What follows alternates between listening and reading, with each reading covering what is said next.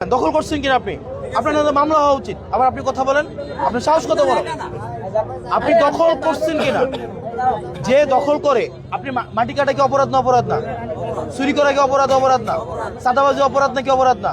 দখলবাজি অপরাধ নাকি অপরাধ না? তো আপনি দখল করে আসছেন, টুপি পরে আসছেন, নামাজ পড়েন, আবার দখল করছেন জায়গা। আবার আপনি হচ্ছেন বড় গলায় কথা বলেন।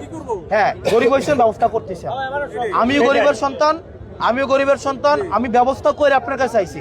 আমি আইসা ম্যাজিস্ট্রেটের মতো পিড়ায় উঠাই দিয়ে আমি ইয়া করি নাই।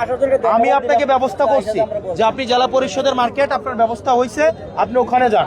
এবং বাজার ওখানে কিভাবে তুলতে হয় সেটা দায়িত্ব আমাদের।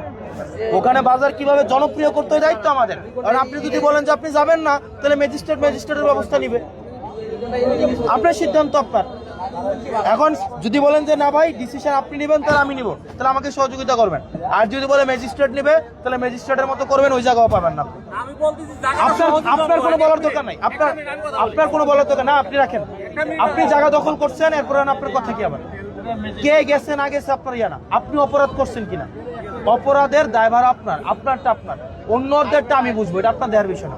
আমি সবাইকে নিয়ে যাবো, এটা আমার দায়িত্ব, আপনার কোনো ইয়া নেই। আপনি 3 দিনের মধ্যে যদি জায়গা না ছাড়েন, আপনাকে উঠিয়ে দিন। 3 দিনের মধ্যে চলে যাবেন, 3 দিনের মধ্যে চলে যাবো বাবা, এখানে থাকো না। না 3 দিনের মধ্যে এখান থেকে চলে যেতে হবে।